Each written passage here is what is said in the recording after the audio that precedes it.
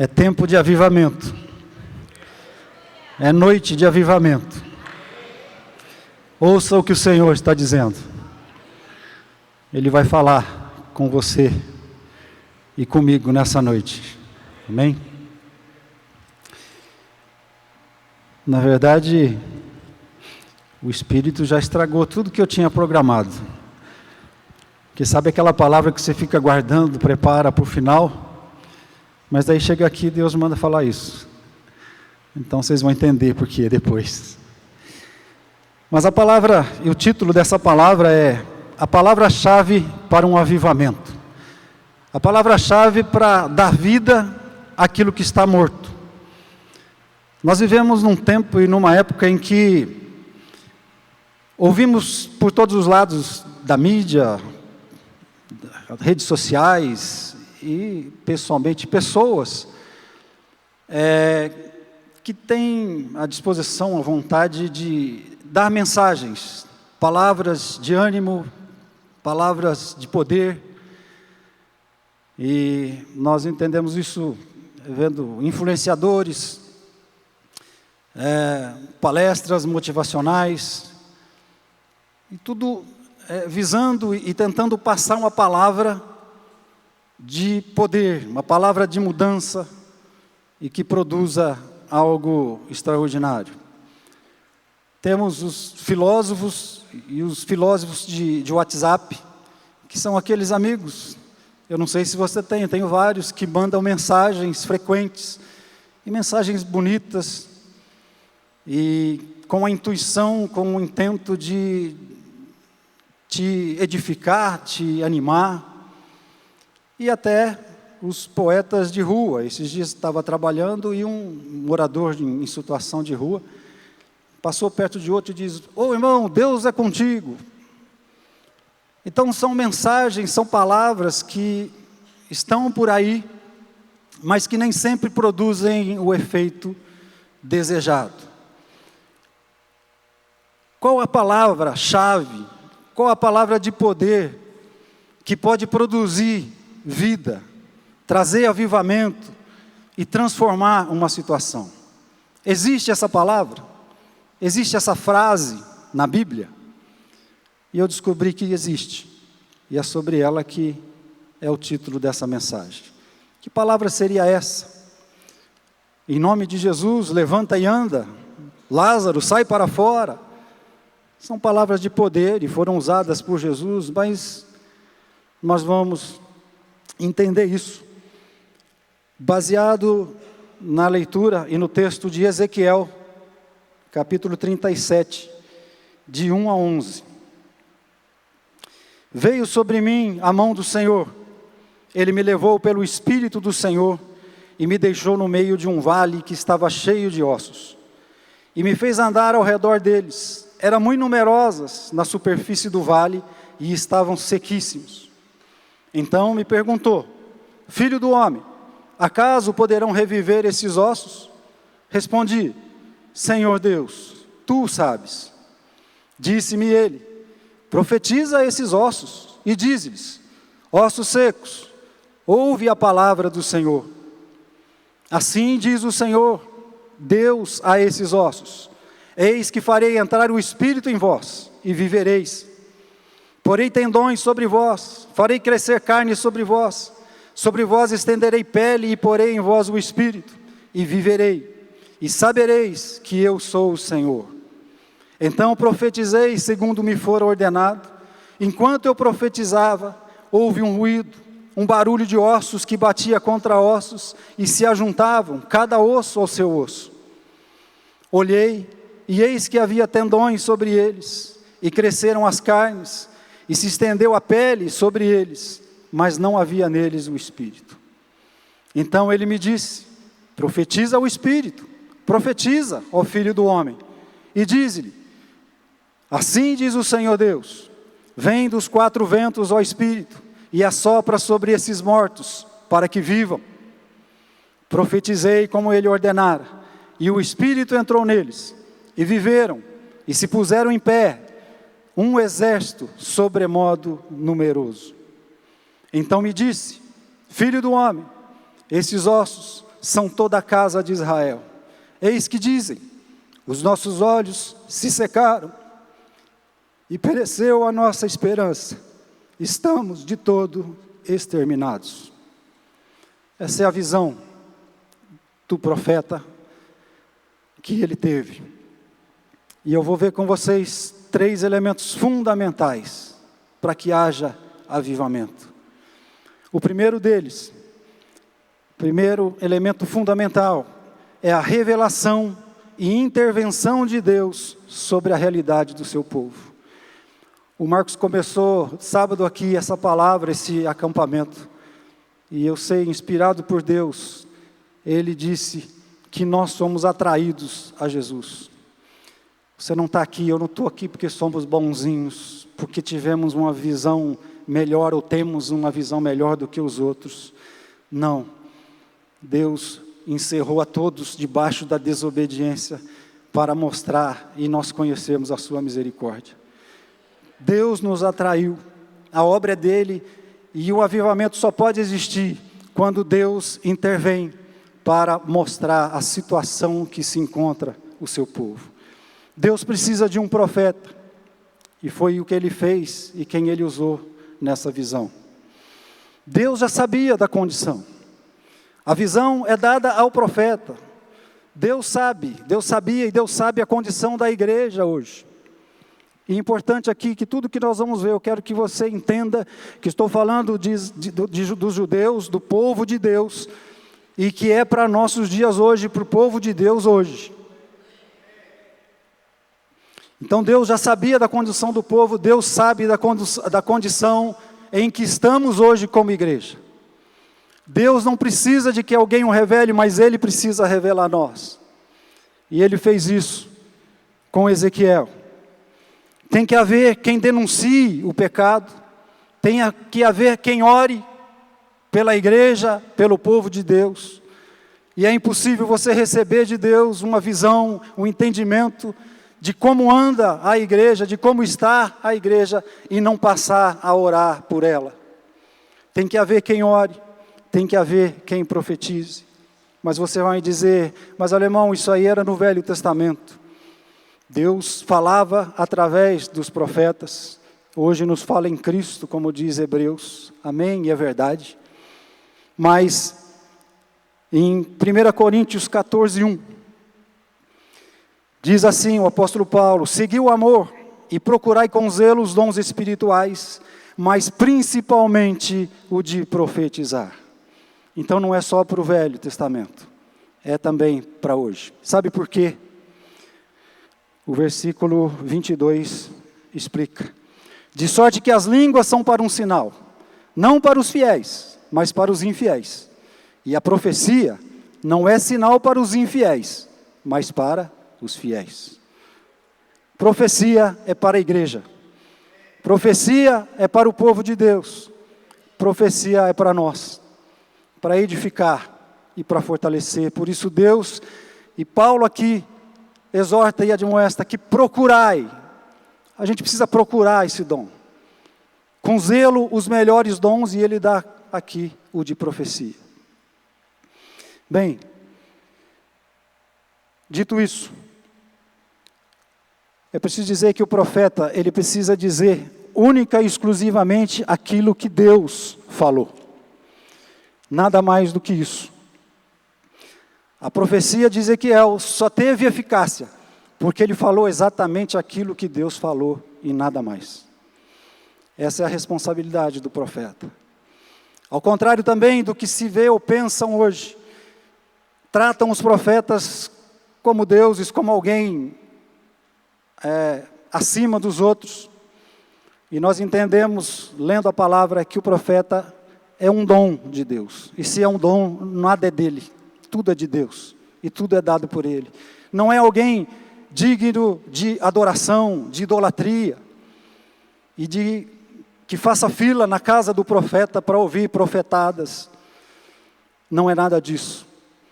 Vemos que é um homem comum e pecador. Deus, quando fala com ele, diz: homem mortal, homem finito, você e eu somos mortais. e Deus trata ele, homem mortal, profetiza para esses ossos. Então o profeta nada mais, nada menos do que um ser como qualquer um de nós. Nós podemos ver e entender isso na vida de Ezequiel, no versículo 3.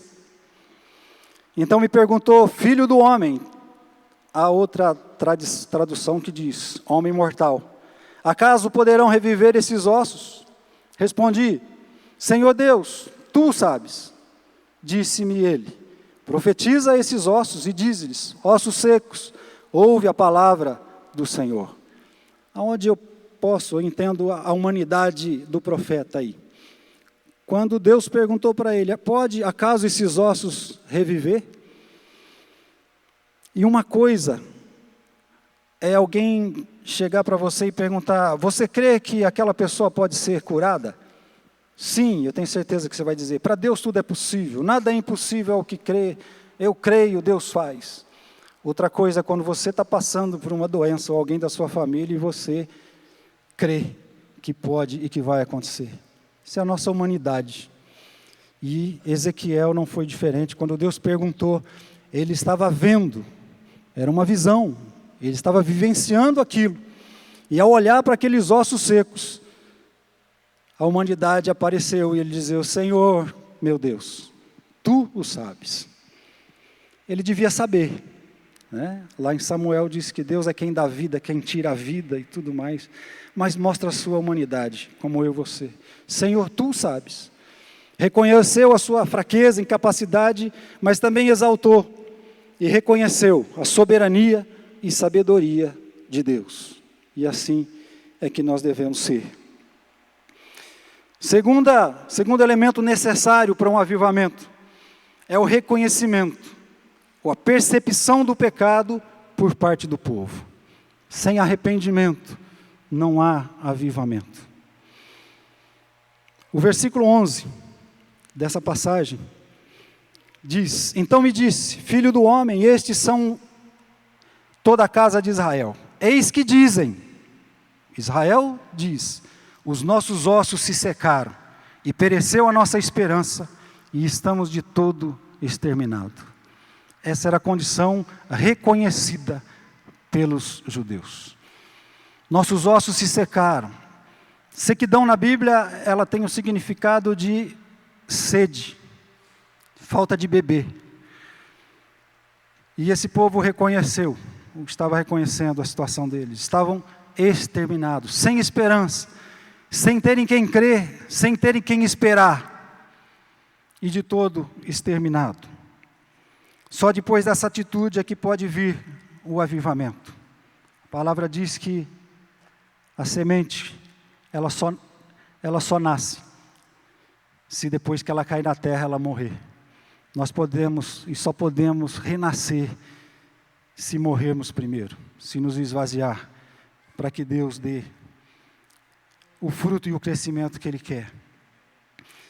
A visão de Ezequiel se divide em duas partes. A primeira parte é do versículo 1 ao 8. Mas no versículo 2, ele diz, e me fez andar ao redor deles, e eram muito numerosos na superfície do vale, e estavam sequíssimos. Aqui ele relata e ele vê a quantidade, e diz que era muito numerosos, e a situação em que estavam.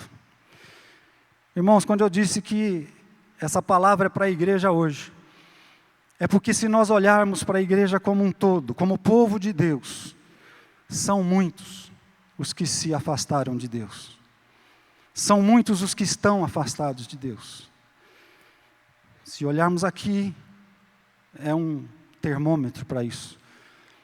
Quem são os mais velhos que já participaram de acampamentos de 300, 500 pessoas, com gente de fora e tudo mais. E hoje, louvado seja Deus, tem mais de 100 pessoas. E é com esses que Deus vai realizar e está realizando esse avivamento. Mas não dá para esconder que a igreja, em outras igrejas, outras denominações, não está havendo retiro de carnaval mais. Era algo que era sagrado todo ano. Toda igreja evangélica tem retiro de carnaval. Tem igrejas que não está tendo mais, por falta de inscritos, por falta de gente que queira participar. Então nessa visão o profeta veio e Deus denuncia isso, que eram muitos, são numerosos aqueles que se afastaram do Senhor. E como estavam? Sequíssimos. Essas pessoas estão secas. Aparentemente não, talvez estejam mais rica que você e eu, com uma roupa mais bonita, com aparência. Talvez estejam hoje, eu não quero citar porque às vezes pode coincidir com alguém, né, e achar que eu estou falando, mas pode estar num lugar confortável, bonito hoje, onde você e eu não poderíamos estar, mas como estão por dentro? Todo aquele que se afasta do Senhor vai secando, precisa de beber, tem necessidade de beber. Essa condição que Israel se encontrava, que o povo judeu se encontrava e que a igreja se encontra hoje, se dá por 3 motivos. Se você ler o livro de Ezequiel, você vai ver repetidas vezes ele dizer que a causa disso era a teimosia, a desobediência e rebeldia. E o principal desses, e é o que eu vou falar só sobre ele, é sobre a rebeldia. Até porque os outros 2 são consequências da rebeldia. Meus queridos, rebeldia, ela não acontece repentinamente. Rebeldia não é algo que, num estalo, instantaneamente a pessoa se rebelou.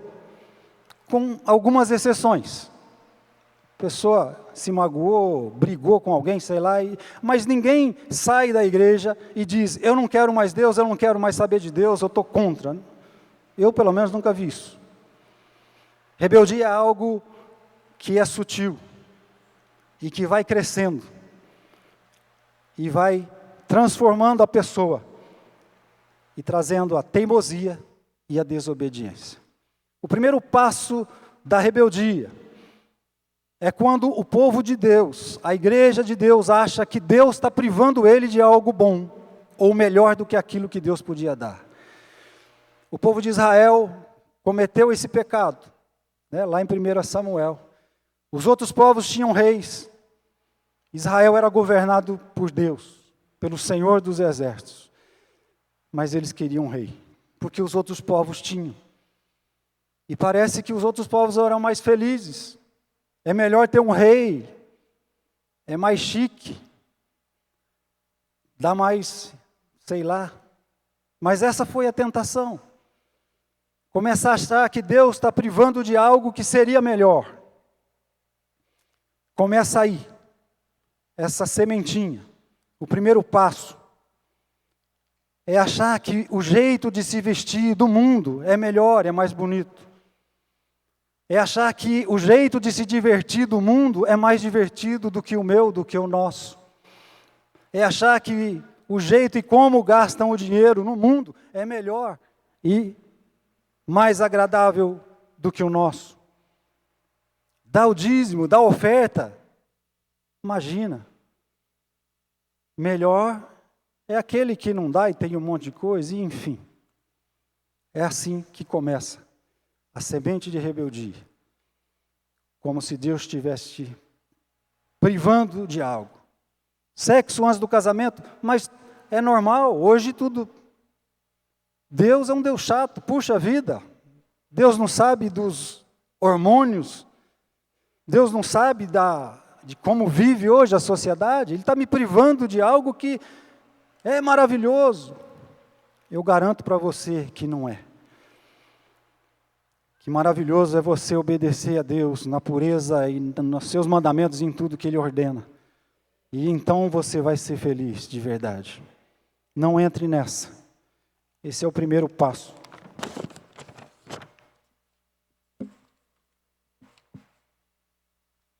Daqui a pouco não cabe mais aqui.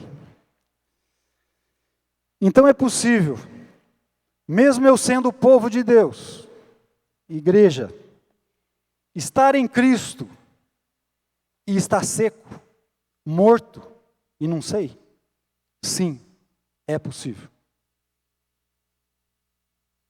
Antes, porém, de falar sobre isso, a gente precisa entender e saber que a Bíblia fala da vida sobre dois aspectos. Isso é confirmado lá em 1 Coríntios 15, 45. Diz assim: assim está também escrito, o primeiro homem Adão foi feito alma vivente, o último Adão em espírito vivificante. E o 47, o primeiro homem da terra é terreno, o segundo homem é do céu. Dois aspectos da vida, do terreno e o do céu.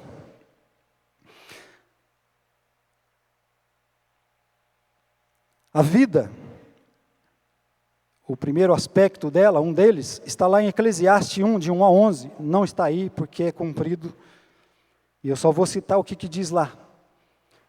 Eclesiastes de 1 a 11, que provavelmente escrito por Salomão, né, que o Bilão citou ontem aqui. Ele fala sobre a vaidade da vida. E esse Salomão, como foi falado aqui, que governou e fazia tudo para ele chega à conclusão de que tudo é vaidade. Vaidade de vaidade. A vida não tinha mais sentido para ele. Ele olhava a vida apenas como vida, como existência. Logo em seguida ele fala sobre a mesmice do mundo, da vida. Que o sol se põe naquele lugar, nasce, se põe lá, que todos os rios correm para o mar, que as coisas que aconteceram hoje são as que já aconteceram ontem, e o que aconteceu ontem é o que vai acontecer amanhã, e por aí vai a mesmice da vida. Que isso tem que haver conosco. Essa é a vida que se alimenta do resultado e do fruto do trabalho e daquilo que você faz. É a vida que se alimenta do sucesso, da reputação, da história que você quer deixar ou escrever. É uma vida que se alimenta disso. É uma vida que se alimenta de novidades. Porque a chatice para ele é que tudo que aconteceu acontece de novo, não tem nada de novo. Alguma semelhança com o mundo de hoje? Alguma semelhança com a igreja? O que alimenta esse povo, essas pessoas, são novidade. Do que ouvir e do que ver. Quanto mais baboseira, quanto mais coisas novas, novidades tiver, melhor. Porque é isso que alimenta essa vida. Mas é a vida de vaidade. Porque todas essas coisas, todas essas novidades, têm fim, acabam. E por isso se torna vaidade de vaidade. Por isso é possível que mesmo dentro do povo de Deus, existam casais cujo o prazer e o sabor do casamento acabou. Filhos que não trazem ou não produzem mais satisfação aos pais, orgulho, que não trazem honra. É possível que tenham pais que não tenham mais o prazer de voltar para casa, que não tenham ou nunca tiveram esse sentimento e esse prazer de que a casa, o lar, é o melhor e mais seguro lugar para se estar. É possível que essas pessoas estejam secas e estejam se secando. Os jovens, e não só os jovens, mas também muitos de nós, mudam de curso, mudam de faculdade, muda de cidade, muda de carro, muda de namorada, muda de tudo. E não se encontram, não se realizam. Parece que o problema é o lugar e são as coisas, mas não é. São aqueles, ou são esses, que um dia foram vivificados. Ele vos deu vida, estando vós mortos em nossos delitos e pecados. Jesus nos deu vida. E esses, e aqueles, são esses que experimentaram isso. Essa é a primeira parte dessa visão. São esses que um dia, e eu me identifico muito com isso, porque isso aconteceu na minha vida, eu acredito que na sua, que um dia houve um barulho de ossos, coisas que estavam fora de lugar, fora de ordem, começaram a ser colocadas em ordem. Essas pessoas vislumbraram o reino de Deus, a beleza daquilo que é o reino de Deus. E houve esse barulho de coisas sendo colocadas no lugar, coisas colocadas em ordem novamente. Deus trabalhando, barulho de obra, barulho de osso com osso, de coisas se ajustando. Havia naquela época, naquele tempo, eu lembro pelo menos da minha vida, de que havia barulho na família, nos amigos, nos vizinhos, quem conhece. Você viu o fulano? Você viu o que está acontecendo? Porque experimentaram também parte dessa obra. Olhei e vi que haviam tendões sobre eles, disse o profeta. Deus também colocou tendões, ligamentos. E o primeiro ligamento colocado por Deus foi entre nós e Ele. Justificados, pois, mediante a fé, temos paz com Deus, por meio de Cristo Jesus. Aleluia. Deus fez paz conosco, nos reconciliou com Ele e estabeleceu esse ligamento direto de nós com Deus e de uns com os outros. Primeiro com Ele e depois uns com os outros. Você já ouviu isso? Nossa, quanto prazer eu tinha de estar no acampamento, quantos eu participei, como eu gostava da reunião de oração, quanto eu gostava de ir no culto, quanto isso, quanto aquilo, mas sabe qual é o problema com essas pessoas? Elas perderam o prazer de estar com Deus, elas perderam a ligação com Ele. É duro admitir, mas é, porque quando você faz paz com Deus, todos os outros relacionamentos são facilitados por Ele, para que você continue. Deus colocou esse ligamento, restabeleceu na nossa vida.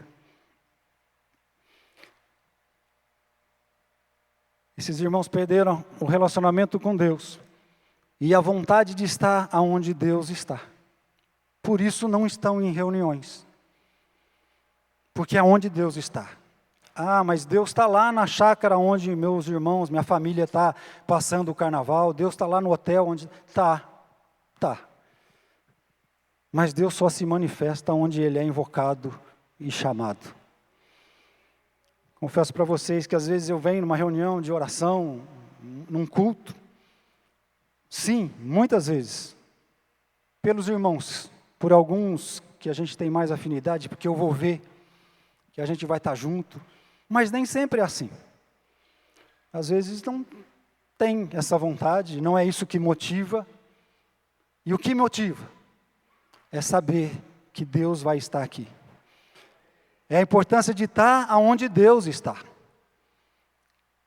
O problema não é estar ou não ter vindo ou não estar aqui. É aonde estão. Aonde Deus está, se tiver, aleluia. Louvado seja Deus. Mas continua, e cresceram carnes e peles. Deus deu forma. Até então eram só um esqueleto. E nós fomos assim. Deus começou a obra, foi mudando, transformando, mas não deixou a nós como um esqueleto. Ele colocou carne e cobriu com pele, deu forma e deu aparência a cada um de nós. Nós não éramos mais o mesmo depois daquilo.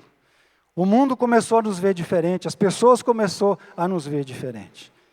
E esses que estão afastados, esses judeus aqui, claro, antes de Cristo, mas também tiveram as suas experiências com Deus. Também passaram por isso. No entanto, estavam nessa condição relatada aqui. Mas pode alguém que vivenciou, que presenciou tudo isso e se afastar de Deus? Sim, também. Salomão, né? Lembrando de ontem de Abilão, é um deles, né? Cheio de sabedoria, recebeu tudo de Deus e, no fim... Então é possível? É. Mas a visão não acaba aí, por isso que a gente entende. o versículo 8 na parte B, diz: olhei e eis que havia tendões sobre eles. Não, acho que não é esse. É. E cresceram as carnes e se estendeu a pele sobre eles, mas não havia neles o Espírito. Passaram por uma obra maravilhosa. Passaram por um processo, tudo isso citado aqui. Tinham aparência de crente, tinham um jeito de povo de Deus, tinham um vocabulário de crente, roupa de crente, se é que tem, mas continuavam mortos. Não havia neles o Espírito. Agora entra o segundo aspecto da vida. A vida verdadeira. E vida verdadeira é a vida que produz vida. Vida verdadeira produz vida. Não tem como. É vida que transforma. E essa é a vida. E o segundo aspecto tratado pela Bíblia. É a vida que está lá em João 15:1. Eu sou a videira verdadeira e meu pai é o agricultor. Essa é a videira. Eu peço permissão para mudar aqui uma coisinha. Fique tranquilo que eu aprendi, o Ed me ensinou no discipulado, que videira é pé de uva. Eu sei disso. Mas essa tradução aqui, né, de videira, eu acho que não podia ser mais oportuna para dizer que se pé de manga é mangueira, pé de goiaba é goiabeira, pé de vida é videira. Então, eu sou a videira, Jesus está dizendo, eu sou o pé de vida. E vocês os ramos. E aí no versículo 2, não está aí, mas ele diz, todo ramo que produz fruto, que não produz, todo ramo que estando em mim, não produz fruto, o Pai corta. E o que produz, ele poda para que dê mais fruto ainda. Por isso eu disse que é possível estar em Cristo e estar morto. Porque estando nele, não produzir fruto, é cortado. E qual é o fruto? Eu sempre tive, né, eu sei, tem várias coisas que a gente usa como fruto, mas eu entendo nessa passagem que o fruto referido por Jesus é vida. Eu sou o pé de vida, eu sou a videira verdadeira. Quem está em mim produz o quê? Não é uva. O fruto que glorifica o Pai e que produz aqueles que permanecerem nele é vida. Esse é o fruto que precisamos produzir na nossa vida. Lá no versículo 8, por aí, ele diz, nisto é glorificado o meu Pai, em que deis muito fruto, e assim vos tornareis meus discípulos. Somos chamados primeiro, para estar nele e estar com ele, e assim vamos produzir vida. E vida é discípulo, e é tudo mais o que você sabe que é. Então, estar na igreja, estar num grupo, formar um grupo, não se trata disso. Se trata sim, de estar nele e produzir vida. E aí o grupo, a igreja, a família e tudo isso vai ser em consequência dessa vida. Porque vida produz vida. E assim é que é. Mas eu estou produzindo. Essas pessoas que não estão mais na igreja ou nas reuniões, estão produzindo. Algumas delas têm até 5, 6 filhos, estão produzindo. Muitas delas estão trabalhando e estão indo bem. Têm sucesso, têm alcançado, têm ampliado seus negócios, é verdade. Muitas delas têm dado os frutos, têm prosperado na vida em várias áreas, em vários segmentos. Isso é exatamente o que aconteceu com os judeus que estavam nessa situação. Diz que eles se acomodaram na Babilônia, porque embora eles estivessem exilados, eles tinham uma liberdade relativa que permitia a eles criar família, trabalhar, fazer negócios e cargos importantes. Alguma semelhança com esse povo hoje? Quais os motivos de que muitos não perseveram, não continuam? Criar família. Bilão citou isso, não sou eu que estou falando, é o Bilão, tá? Que, né, às vezes tem um filho, né, um bebê, já é motivo, né, para não estar ou vir na igreja. Trabalhar, fazer negócios, é o mesmo problema. O período excessivo que esse povo permaneceu e esteve na Babilônia, na atrativa Babilônia, fez com que eles, primeiro, perdessem a identidade, e segundo, perdessem a vontade, o desejo de voltar para a terra deles. Essas coisas da nossa época, dos nossos dias, família, trabalho, negócios e cargos importantes. Não que essas coisas sejam ruins, tá? Ninguém é contra isso aqui. Mas essas coisas têm contribuído para que esses percam a sua identidade e que percam a vontade de retornar para Deus. É o mesmo problema. Que identidade perderam? Qual é a nossa identidade? Sei que tem outras, como filhos de Deus e tudo mais, mas eu queria destacar como Jesus é o pé de vida e nós estamos ligados nele. É que a nossa identidade é que nós somos co-participantes da natureza divina. Você tem parte de Deus, coisas divinas em você. Você é co-participante dessa natureza. Você é cooperador de Deus em Cristo Jesus.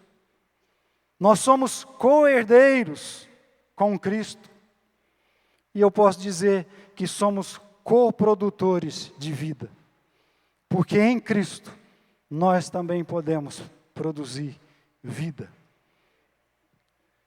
E terceiro e último, e que é o título dessa palavra. Qual a palavra? A frase-chave, então, para um avivamento. Para dar vida àquilo que está morto. No versículo 4. Disse-me ele, profetiza a esses ossos e diz-lhes, ossos secos, ouve a palavra do Senhor. Qual é a palavra-chave que resolve todo e qualquer tipo de problema e que você pode falar sem medo de errar, que vai resolver? Deus deu aqui para Ezequiel. Profetiza, mas vou profetizar o quê? O que eu falo? Fala assim, ouve a palavra do Senhor. Você está com um problema, você está com dificuldade, a sua casa está transtornada. A palavra é, ouve a palavra do Senhor. Ouve o que o Senhor está dizendo. Para tudo, deixa tudo e ouve o que Deus está dizendo. E isso vai transformar e vai mudar a sua vida e qualquer situação. Sabe por quê? Aí você vai me dizer, tá, mas Jesus não usou essa palavra. Jesus não usou essa frase. Jesus curou o surdo e gago. E ele disse, Efatá, que quer dizer, abra-te. E tocou com a saliva, e o surdo passou a ouvir e destravou a língua e ele começou a falar. Jesus disse para Lázaro, né? Lázaro, sai para fora. Mas Jesus não falou nem em nome de Jesus, sai para fora, né? Só mandou, sai. Jesus, diante da tempestade do mar, agitado e aquele pavor, simplesmente disse, cala-te. E a tempestade parou, e o mar se aquietou. Ele não disse, ouve o Senhor, e ele não disse, em nome de Jesus, ou qualquer coisa assim. Sabe por quê? Porque Ele é o Senhor. Só por isso. Ele é a voz que precisa ser ouvida. Ouve o que o Senhor está dizendo. Ouve o que Jesus está dizendo. Por isso Ele não precisa usar essas palavras. Ele tem autoridade e poder sobre todas as coisas. Ele é a voz a ser ouvida. No Novo Testamento, eu não procurei muito, tá? Então, se eu errar, você me corrige, mas eu acho, e eu procurei, Deus só aparece e intervém de maneira audível 2 vezes. Uma, quando Jesus foi batizado, e desce o Espírito, e diz que uma voz do céu disse. E Deus disse isso para quem? Para todos os discípulos ali que estavam ali, e João Batista, que era um cara super importante, para afirmar e dizer: eis o meu filho amado, em quem eu tenho prazer. Cuidado, esse é quem eu realmente amo e tenho prazer nele. Esse é que vocês têm que seguir. E a segunda vez, quando houve a transfiguração, Jesus estava ali com Pedro, João e Tiago, e Jesus transfigurado falando com Elias e Moisés, 2 pessoas também importantíssimas na Bíblia e para nós, Moisés e Elias. E quando Pedro diz: olha, vamos fazer uma tenda, que é muito bom estar aqui, né? Vamos fazer uma tenda para cada um e a gente fica aqui. Olha, eu fico pensando, Deus, ele viu o filho ser crucificado, pregado, chicoteado, cuspido, e ele não interviu. Ele não moveu uma mão, claro, pelo propósito que ele tinha, mas ele não fez. Mas quando houve a ameaça de que deveria dar ouvido a outra pessoa que não fosse o filho dele, Deus intervém e numa nuvem diz para Pedro: esse é o meu filho amado, a ele ouvi. É a ele que você tem que dar ouvido. Por isso essa é a palavra-chave para a solução de todo o problema. Ouve o que ele está dizendo. Ouve o que o Senhor está falando. A vida que é Jesus, eu imagino, isso é só uma fantasia, mas de que Deus é assim, é como um desenho, propaganda com animação, que está tudo parado, congelado, sem cor, sem forma, e à medida que a imagem vai passando, vai dando vida, movimento, cor, e as coisas começam a se movimentar e agir. Jesus é vida. E aonde Jesus está, aonde Ele passa, isso vai acontecendo na vida de cada um. Começa a haver forma, começa a haver cor e começa a haver movimento. E sabe de uma coisa? Já foi falado aqui, mas eu vou repetir. Jesus, a vida, está aqui. Está passeando aqui no nosso meio.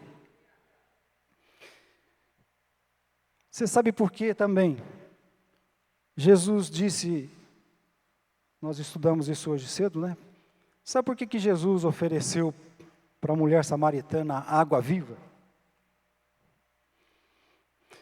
É simples demais. É porque ele tinha. Ele ofereceu aquilo que ele tinha.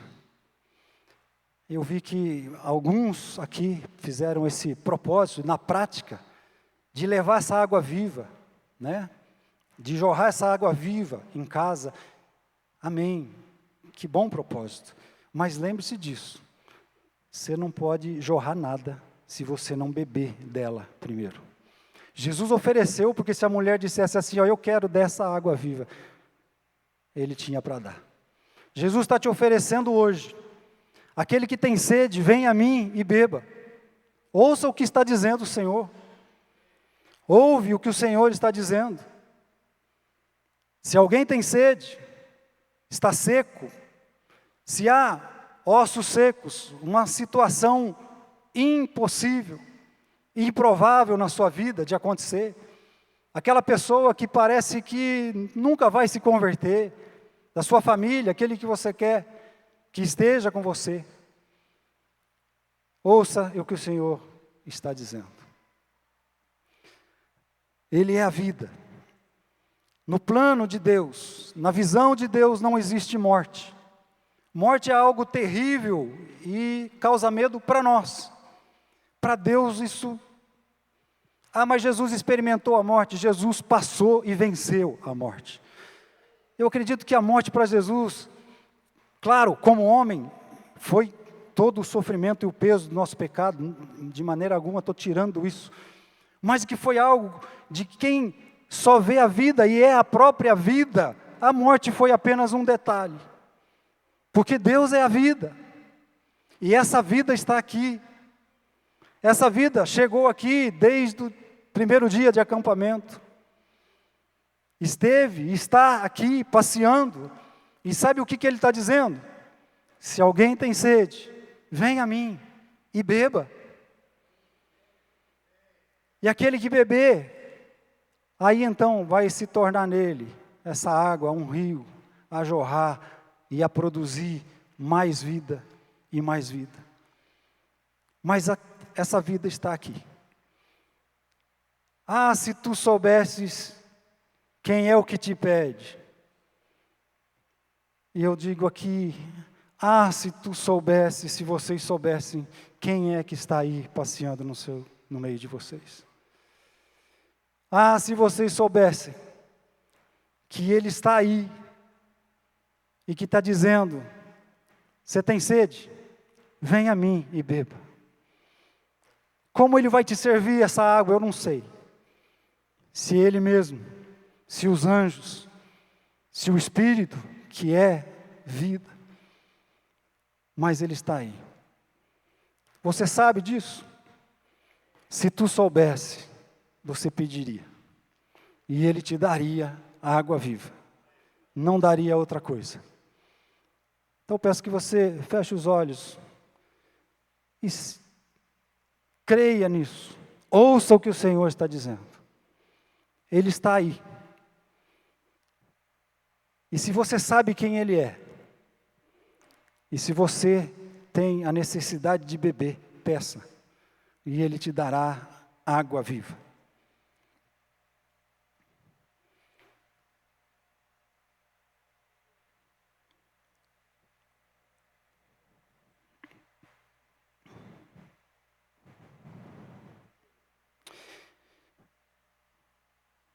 E terminando, e os que não estão aqui? E aqueles que estão afastados de Deus? Profetize, continue falando, ouçam o que o Senhor está dizendo. Assim como a Kátia, o Chan e outros que se incomodam por aqueles que não estão aqui, que ficam preocupados, eu também fico. Mas não se preocupe, não se preocupe, porque Deus, nós não acreditamos ou não colocamos a nossa esperança na bondade dessas pessoas e na voluntariedade delas de se voltar para Deus, porque são boazinhas. Mas nós temos que enfatizar e crer que a iniciativa e o amor de Deus é que vai fazer isso. Deus vai reunir esse povo, vai colocar neles um novo espírito, um novo corpo, porque Deus ainda os ama, e não se esqueceu deles, apesar de. Ouça o que o Senhor está dizendo. Amém e amém.